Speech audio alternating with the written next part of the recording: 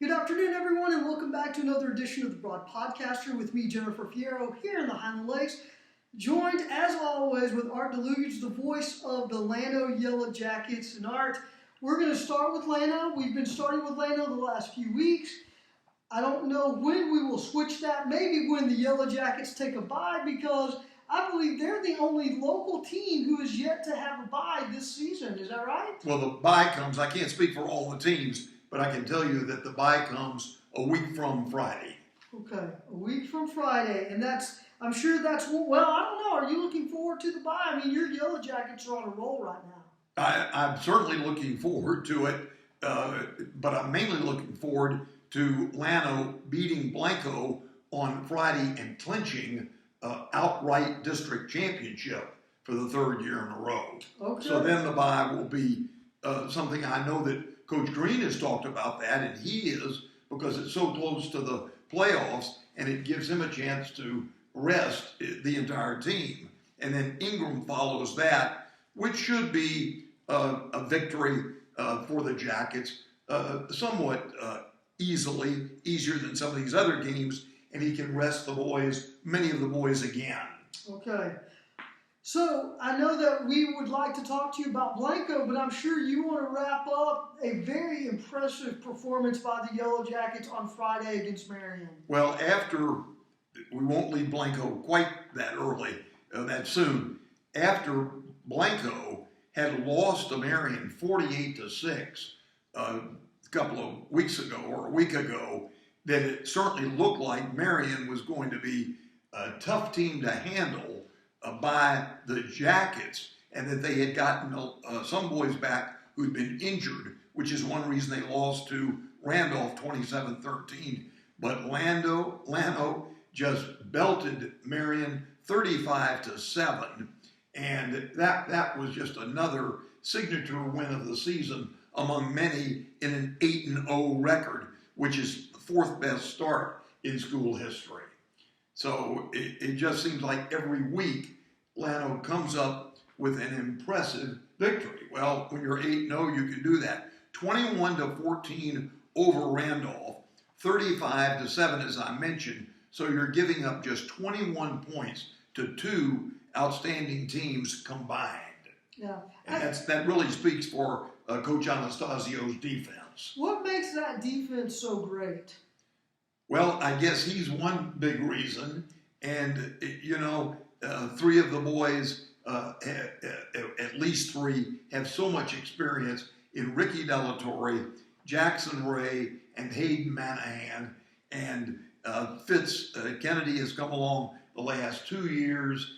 In the secondary, I'm glad you asked me that. Braden Hatfield, his first year, 3 interceptions against Marion, and that ties a school record for picks in one game. Caden Ballman has had a fine season in the secondary. Bryce Mize, who was not expected to play defense, has done so well.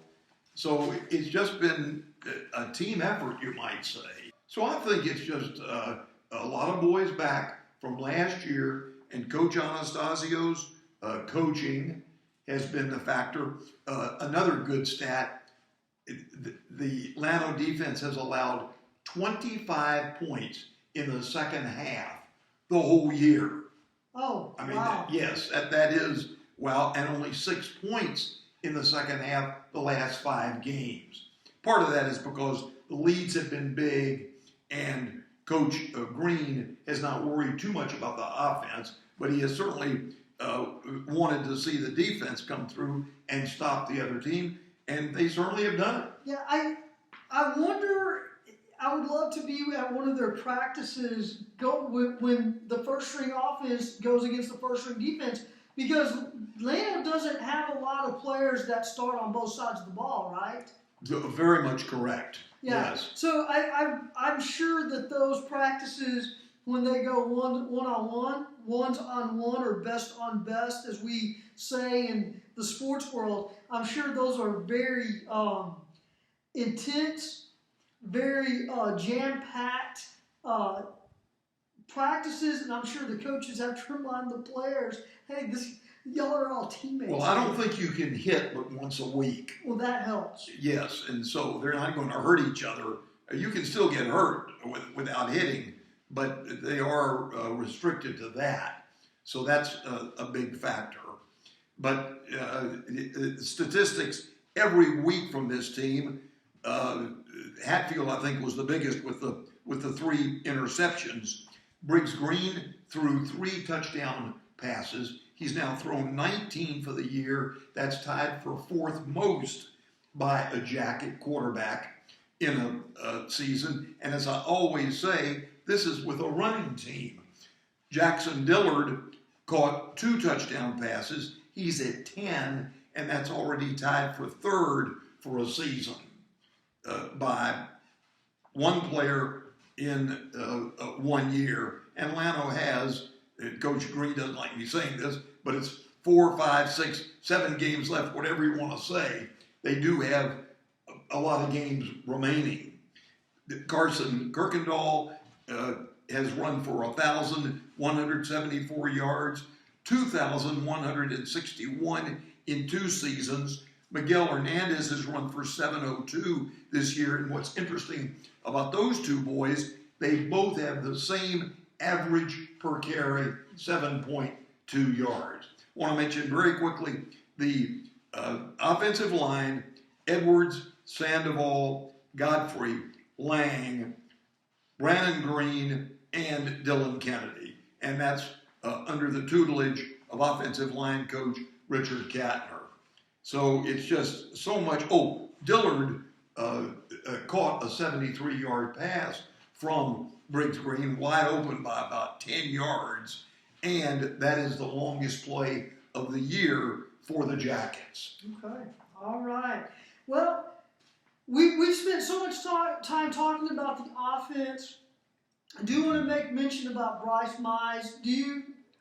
Is there anything about him kicking-wise that you... Well, yes, I have those stats. He is 40 for 44 on extra points, and he's 6 for 7 field goals. Yeah. So, that's excellent. And those extra points are not automatic. It's a 20-yard field goal, and it's not a no rush.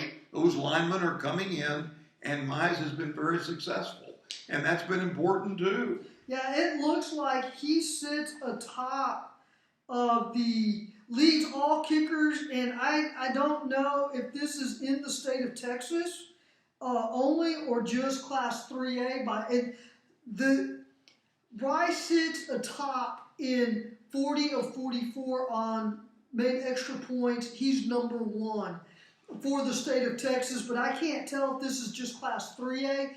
And please note, this is on maxpreps.com. What that means is that they can only rank the players whose coaches send in their stats. Oh, sure. So, but that's still very impressive for Bryce to do that.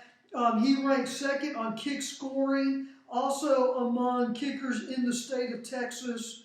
And I'll tell you what's impressive about the 40. That means that Llano, he's 40 for 44. Llano has scored 44 touchdowns in 8 games, and they're averaging 41 points per contest. Yeah, no, and I agree.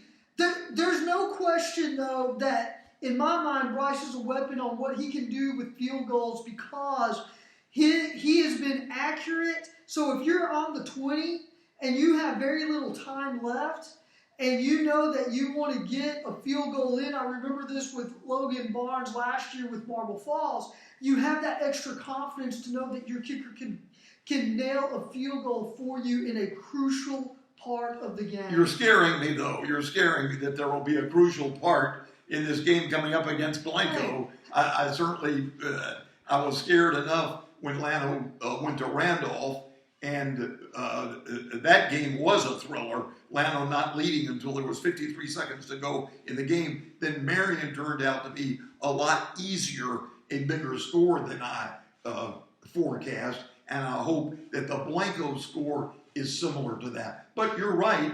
I think that 30 to 35 yards, Mize has a very good chance of making the field goal. we've not seen him kick a 40-yard field goal yet this season. Okay.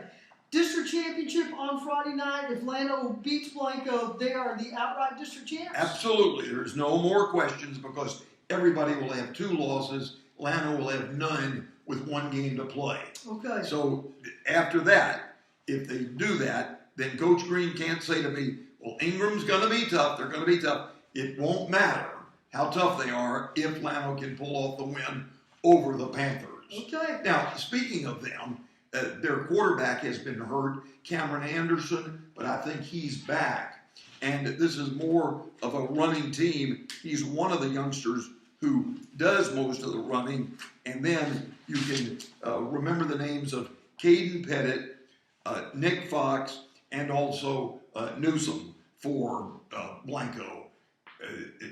And passing-wise, not so much. Okay.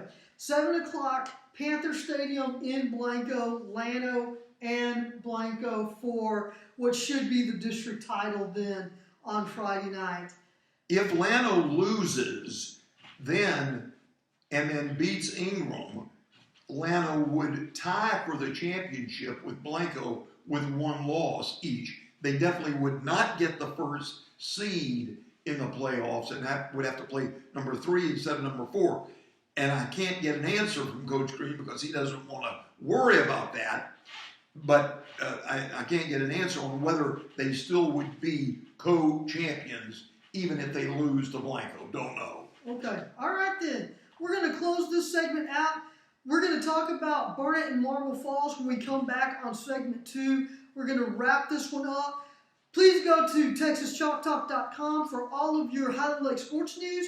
And please make sure you like, subscribe, and share the channel. I just wanted to say we're still on. Yeah, we're still on. Later, we will talk about this baseball T-shirt. While explaining everything going on here.